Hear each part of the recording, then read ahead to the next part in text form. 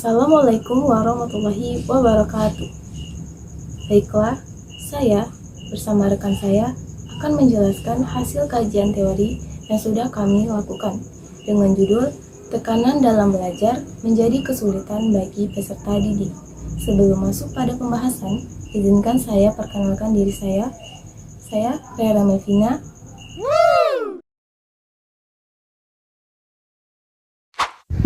Halo semuanya, saya Melanie Aprianti.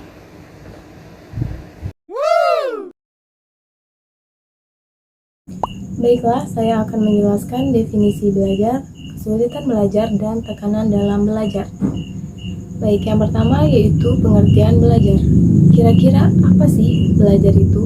Belajar adalah proses yang dilakukan setiap individu untuk mendapatkan hasil yang lebih baik dengan cara yang positif. Oke, yang kedua yaitu kesulitan belajar. Apa sih kesulitan belajar itu? Kesulitan belajar adalah masalah yang dihadapi siswa selama proses pembelajaran yang menyebabkan mereka menerima pembelajaran yang lebih sedikit daripada siswa lainnya. Selanjutnya yaitu tekanan dalam belajar. Kira-kira apa yang dimaksud dengan tekanan dalam belajar? Tekanan dalam belajar adalah sebuah hambatan yang dialami peserta didik dalam proses belajar, sehingga membuat peserta didik merasa terbebani untuk belajar. Kami mengambil dua pendapat ahli mengenai definisi dari belajar. Muhammad Surya 1981 mendefinisikan belajar sebagai proses usaha yang dilakukan oleh individu untuk menimbulkan perubahan tingkah laku baru yang dihasilkan dari pengalaman interaksi orang itu sendiri dengan lingkungannya. Lalu yang kedua itu ada pendapat ahli dari Bell Glader tahun 2008 yang mengemukakan bahwa konsep pembelajaran adalah proses di mana orang memperoleh kompetensi, keterampilan dan sikap yang berbeda dari masa kanak-kanak hingga usia lanjut melalui serangkaian proses belajar sepanjang hayat. Menurut Mulyadi tahun 2010, kesulitan belajar dapat diartikan sebagai suatu keadaan dalam proses pembelajaran yang ditandai dengan adanya hambatan-hambatan tertentu dalam mencapai hasil belajar.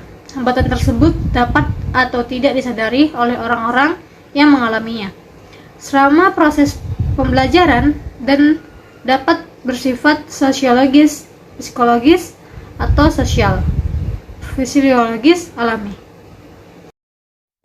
Lalu yang terakhir ada definisi dari tekanan belajar menurut Rahmawati tahun 2012.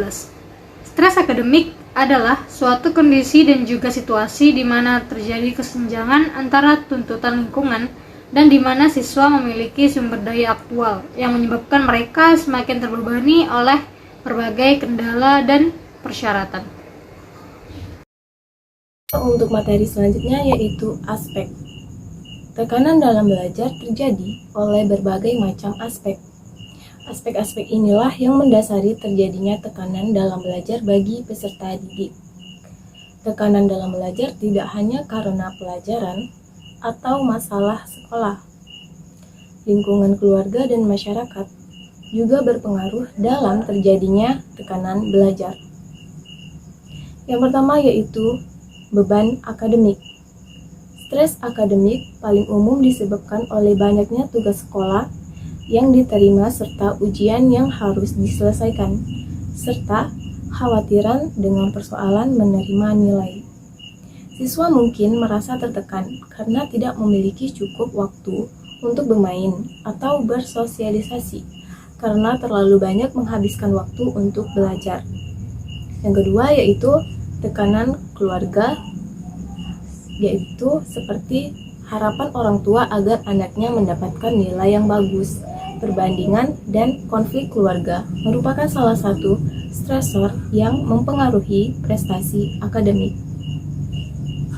Selanjutnya, sikap kepedulian yang ingin ditunjukkan oleh orang tua dengan bertanya atau menasihati menimbulkan rasa tidak nyaman, sehingga menyebabkan peserta didik menghindari untuk berkomunikasi dengan orang tua mereka.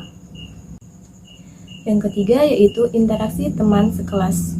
Stres ini umumnya disebabkan oleh hubungan pertemanan yang kurang harmonis dengan teman sekelas. Bisa dipicu oleh perbedaan pendapat atau persaingan dengan teman sekelas lainnya.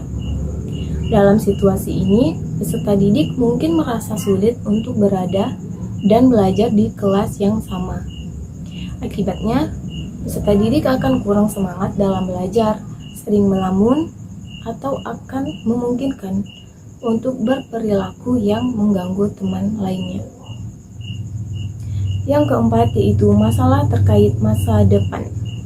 Kekhawatiran tentang datangnya masa depan baik itu dalam jurusan kuliah maupun universitas mana yang ingin dituju merupakan sumber stres akademik lainnya. Hal ini sering terjadi karena persaingan yang ketat untuk masuk universitas. Peserta didik terlalu khawatir dengan masa depan, sehingga sulit untuk fokus pada tujuan saat ini. Materi selanjutnya yaitu aplikasi di dunia pendidikan. Banyak peserta didik mengalami masalah yang sama di dalam kehidupan sekolah. Tekanan belajar adalah salah satunya. Banyak yang beranggapan bahwa tekanan belajar adalah masalah sepele yang tidak perlu dipertimbangkan ke depannya. Padahal, salah satu hal penting agar tercapainya proses belajar yang baik dan benar adalah tidak adanya tekanan dalam belajar, sehingga peserta didik akan merasa nyaman dalam proses belajar dan tidak perlu memikirkan hal lain dan tidak merasa tertekan akan hal apapun. Tekanan yang banyak terjadi pada peserta didik adalah ekspektasi orang tua yang selalu menginginkan anaknya untuk selalu bisa, terutama dalam hal belajar atau hal akademik, sehingga hal ini akan membuat anak merasa ia tidak boleh gagal dan harus selalu menjadi juara. Dengan kasus yang seperti ini, anak akan selalu merasa tertekan dalam belajar. Ia tidak akan merasakan bagaimana proses belajar yang sesungguhnya, karena sudah tertanam untuk bisa menuruti ekspektasi dari orang tuanya. Karena beratnya beban yang ditanggung, hal itulah yang dapat memicu terjadinya tekanan dalam belajar bagi peserta didik. Dengan adanya tekanan belajar pada peserta didik, memungkinkan peserta didik merasa tidak nyaman dan selalu merasa terbebani dengan dirinya, merasa kurang dengan nilainya, selalu merasa tidak puas dengan pencapaiannya, dan selalu merasa gagal. Stres akademik dapat disebabkan oleh banyak hal. Misalnya keinginan untuk sempurna, tekanan dari orang tua, tekanan lingkungan sekitar, bahkan ekspektasi besar terhadap diri sendiri bisa menjadi penyebab. Jiwa kompetitif yang terbangun oleh tekanan orang sekitar bisa menjadi sangat buruk jika berlangsung secara terus-menerus. Pikiran peserta didik akan terdoktrin untuk mencapai segala hal demi tercapainya nilai sempurna. Memang, sekolah atau universitas adalah tantangan bagi banyak remaja. Beberapa khawatir tentang bagaimana mereka menyelesaikan tugas mereka secara tepat waktu, dan ada pula yang terobsesi demi mencapai nilai untuk sempurna. Artinya saya kurang lebih paham kenapa banyak orang yang terobsesi demi mencapai nilai yang sempurna. Keunggulan dalam bidang akademik sangat dihargai di lingkungan masyarakat kita. Karena itu, mereka yang gagal sering menghadapi kritik dari orang sekitar, menyebabkan keraguan terhadap kemampuan dan kecerdasan diri sendiri.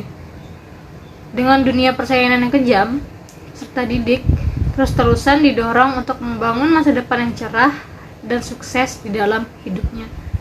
Menurut Stanford University, tekanan belajar yang sangat besar dapat menyebabkan hal-hal sebagai berikut.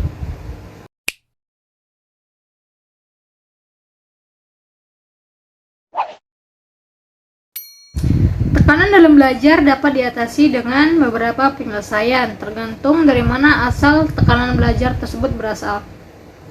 Kami merangkum beberapa saran untuk menghadapi study stress atau stres akademik. Yang pertama itu bisa buat rencana yang baik. Jadwal yang terencana dengan baik akan membantu melewati minggu ujian yang melelahkan.